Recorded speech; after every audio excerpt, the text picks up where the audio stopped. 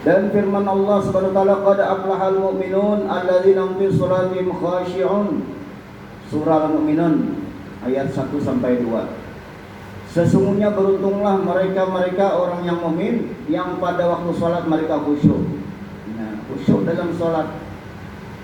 Kayak apa tanda khusyuk? Ujar Nabi, alamatal khasya'al qalbul musalli khasya'at jawarihu. Tanda khusyuk orang yang salat hatinya, khusyuk anggota tubuhnya. Kada pulinga-pulinga, mata kada jelalatan, tangan kada kaulu kailir, kecuali darurat. Ada nyamuk umpamanya. Nah, boleh kita tempel dulu tangan. Nah, bisa yang bergaruk. Nah, asal jangan bertengah jam aja. Tengah jam sengaja. Pada darurat sekadarnya aja, menghilangkan gatal sekadarnya. Bisa jangan bergaruk set sekadarnya itu. Tangan sing lawasan bergaruk. Imam sudah lewat dah berapa rukunnya nah. Nah, itu. Jadi sekadarnya aja. Itu darurat. Bergerak yang darurat boleh ya. Sebab bila bergerak itu melebihi dari 3 kali, masa Syafi'i batal sholat kita. Nah, jadi kita usahakan bergerak tuh 2 kali aja. Nah, sekali dah. Lalu menggerakkan jari. Nah, dan kerja ya. Nah, bila pindah bergaruk ke sini, habis itu ke sini pulang, besok ke sini pulang. Tuh budak tuh melebihi dah tuh. Kelebihan itu dasar anak bergaruk memang itu. Kalau anak sebelum sholat dia puasi bergaruk. Nah, itu jadi khasya'at jawarihu, khusyuk anggota tubuh. Anggota kita yang zahir ini khusyuk, itu tanda-tandanya hati kita khusyuk. Apabila kita kena gelisah dalam salat, nah pulinga-pulingo, tuh hati-hati tuh, khusyuk kita bisa kada khusyuk dua hati kita. Itu.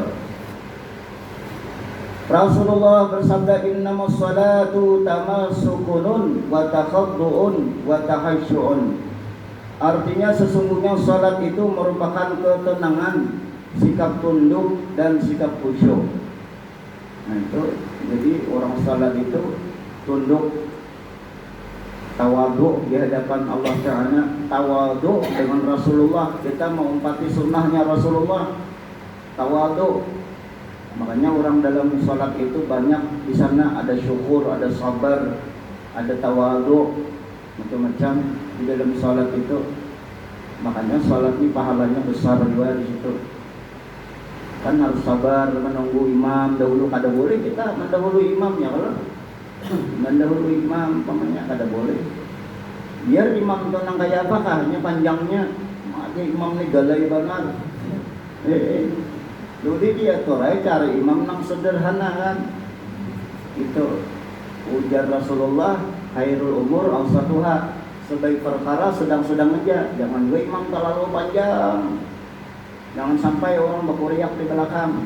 Woi imam, sedang sudah sujud namanya. Atau ini bacaan tasbih sampai 11 kali. Itu. Kan boleh sampai 11 kali, 3 kali cukup. Kecuali sholat sendirian, ayo biar nak berendam itu sujud. Nah, 11 kali baca tasbih ya kalau. Nah, panjang-panjang doa situ dalam sujud, karena dalam sujud itu apa? Dekat lawan Tuhan. Ruku kayak itu juga 3 kali cukup sudah. Sekali kita membaca tasbih sudah menempati sudah tumakninah. Jadi 3 kalikan itu semua supaya afdal lah ya. Sunnahnya itu sekali sudah mencukupi. Supaya afdal maka 3 kali. Nah, 3 kali. Subhana rabbil azim wa bihamdi. Subhana rabbil azim wa bihamdi. Subhana rabbil a'la wa bihamdi. Nah itu 3 kali. Al-khusyu'u tuma'ninatul a'dha'i 'anil harakati wa tuma'ninatul qalbi ma'allah.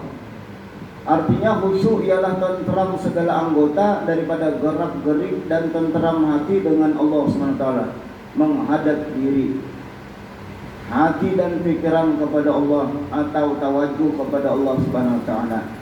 Nah, makanya kiblat kita ada 3. Kiblat mata tempat sujud, kiblat dada Ka'bah Baitullah, kiblat hati ke hadrat Allah Subhanahu wa taala. ke kiblat kita. Makanya orang musafir itu boleh dia kadang menghadap kepada Ka'bah, yang penting dia sujud tetap pandangannya ke sajadah. Nih mata kita, hati kita ke hadirat Allah Ta'ala. Ada masalah itu orang dalam perjalanan itu boleh dianya seperti bubuhan biasanya haji umrah itu di bis itu mereka sholat boleh, tapi jangan juga biar bertayamum di kursi pesawat itu kada sah menurut fatwa ulama. Anak yang ada di situ arah hidung aja banyak. Begitu pesawat turun di sudut pakai vacuum cleaner, udah ada debu di sana. Nah, jadi ada yang berpendapat anggap ada debu, nah itu kada sempurna. Syaratnya kada cukup, jadi harus kelihatan debu tuh. Itu syaratnya tayamum, debunya kelihatan. Jadi kalau cuma di pesawat itu namanya ihtiramil waktu, salat menghormati waktu. Tetap salat menghormati waktu sampai di tujuan baru diqadha nantinya. Gitu. Itu mayoritas ulama, baik majelis ulama maupun Nahdlatul Ulama maupun ulama-ulama di pesantren macam itu. Jadi kalau buan pembimbing menyuruh sholat ikuti aja, tapi kita niatnya ihtiramil waktu, artinya menghormati waktu. Hendaklah kita dengan sungguh-sungguh untuk memelihara sholat, termasuk memelihara sholat dan mendirikannya. Biarlah segera mengerjakannya pada awal waktunya.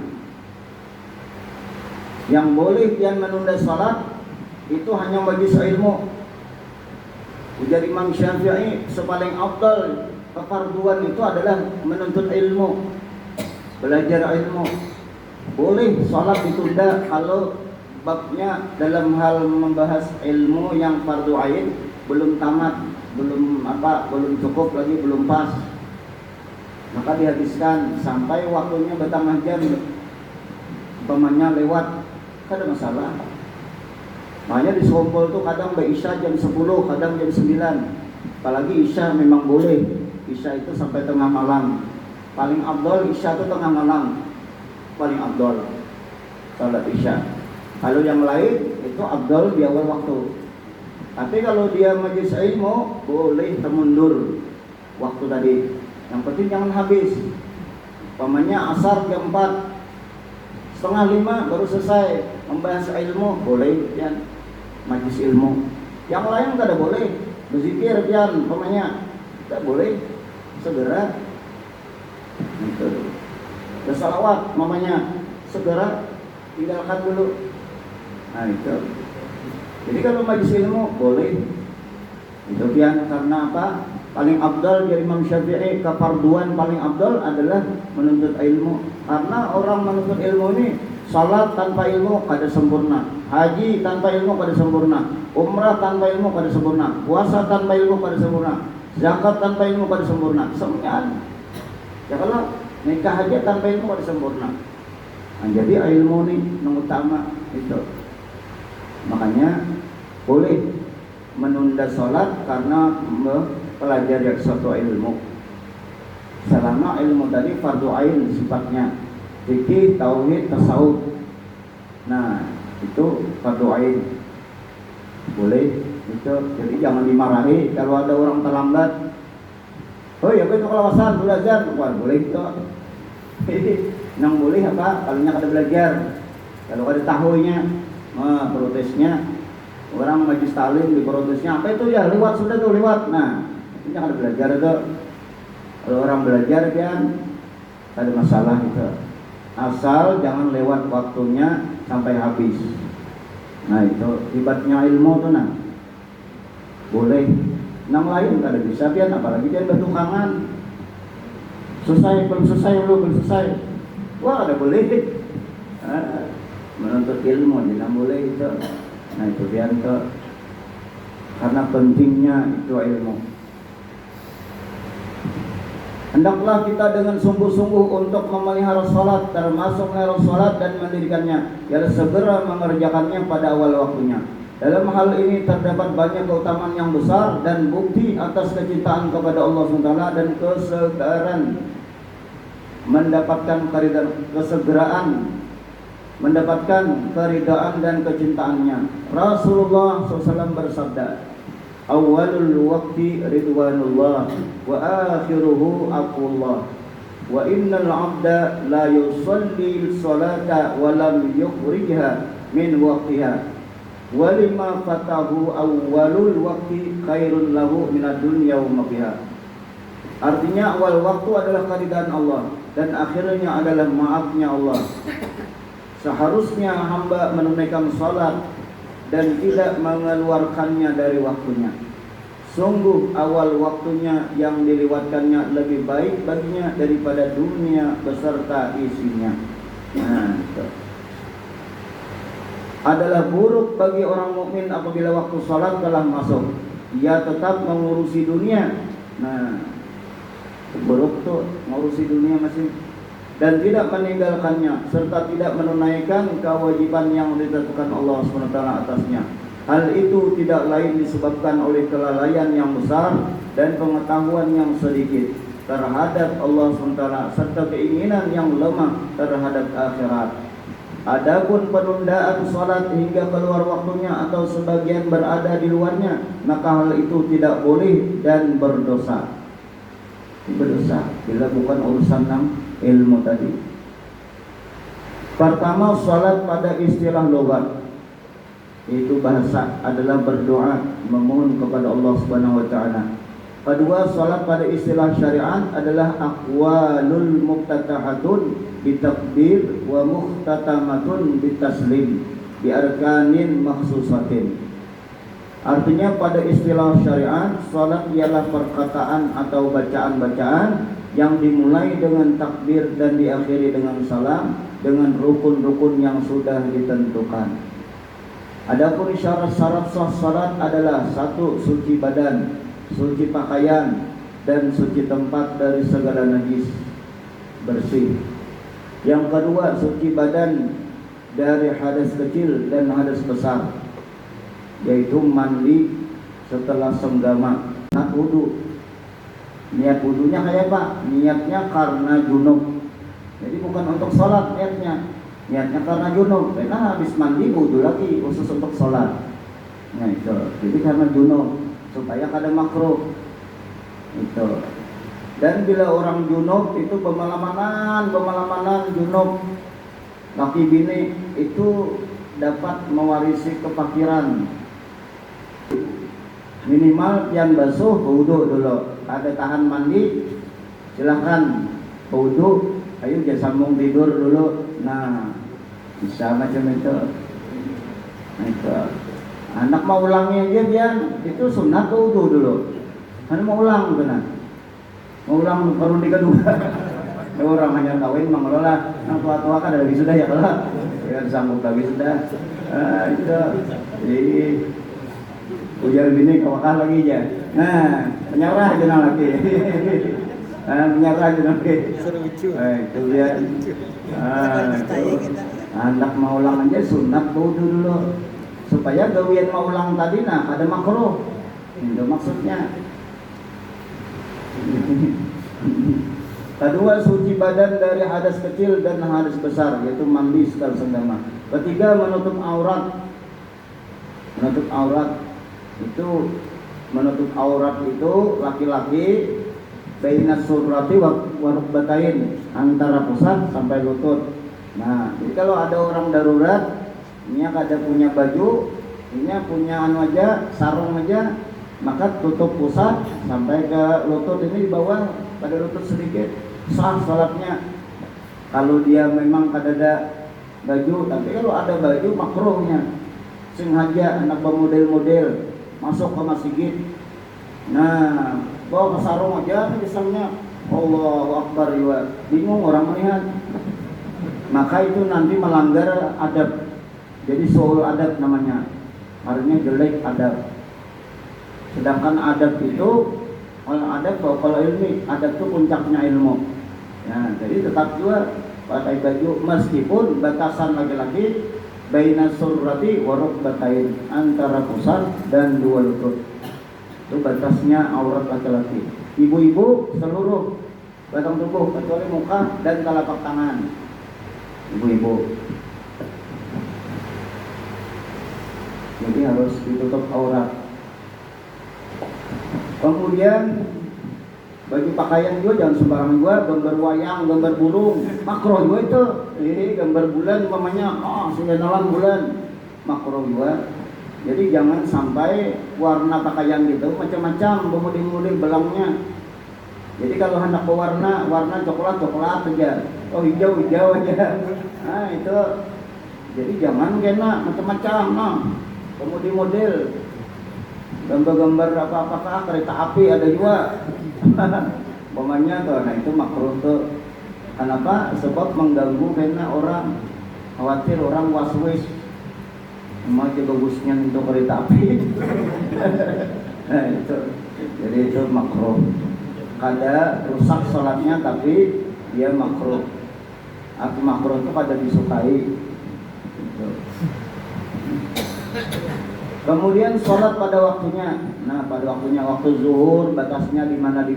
Nah kemudian asar di mana batasan waktunya. Nah itu sesuaikan waktunya. Isya di mana itu.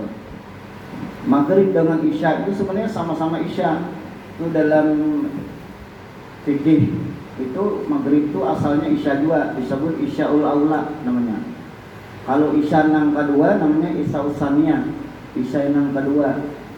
Itu makanya itu orang dahulu bila sudah isya ini dimajukan pada waktunya, umpamanya di waktu isya tertulis di situ jam 8 atau jam 7.30 malam.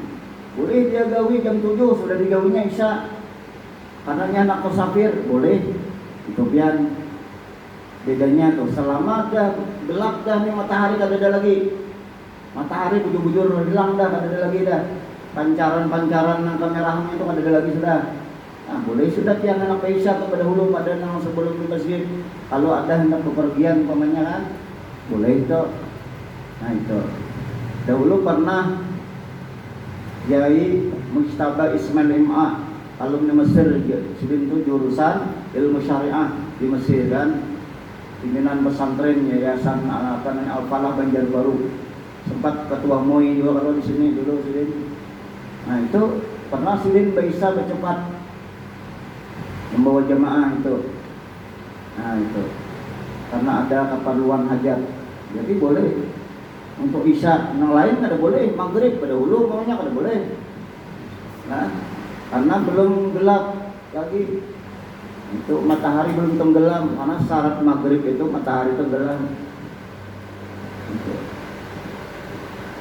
Kemudian menghadap kiblat. Nah, menghadap kiblat 3 tadi kiblat kita utama tadi apa?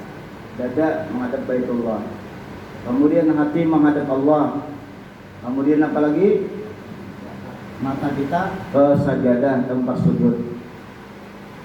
Kemudian yang keenam mengetahui rukun dan kewajiban pada waktu sholat. Mengetahui rukun dan kewajiban pada waktu sholat. Tahu kita ini rukun nih, rukun. Sujud nih rukun, baca Fatihah rukun. Tahu tuh. Harus tahu ilmu sholat tadi. Jangan membaca Al-Ikhlas dipadahkan rukun. Itu sunnah saja. Baca tasbih dalam ruku dan sujud itu sunnah saja. Nah, dalam tahiyat yang mana-mana rukun harus tahu. At-tahiyatulnya itu rukun. Kemudian ada membaca apa di situ? Salawat. Nah, ada membaca apa lagi? Syahadat. Nah, itu rukun. Salam yang pertama itu rukun. Takbiratul ihram rukun. Itu ketika kita rukun itu gawian rukun tadi nah. Sujudnya itu, keadaan sujud itu rukun juga itu. Kada boleh kita nama ringkas saja. Umpamanya kada bawa ruku-rukuan. Nah, kada boleh. Itu salat itu fardu kifayah. Ada beruku-rukuan itu, ada sujud, ada rokok, baru kifayah. Ada boleh musafir mengkasar namanya. Yang tadinya 4 rakaat dikasar jadi 2. Nah itu boleh, itu namanya rukhsah dalam fikih. Diberi dispensasi atau keringanan. Boleh mengkasar, menjama. Nah itu menggabung waktunya. Jadi bukan menjama itu sekali gawi, zuhur asar ada. Jadi habis salam zuhur baru gawi lagi asar. Itu maksudnya menjama, waktunya aja yang dijama. Salatnya masing-masing, cuma dia dikasar, dipotong 2 aja. Maghrib kan bisa dikurangi. Kalau bang 1,5 aja dah maghrib.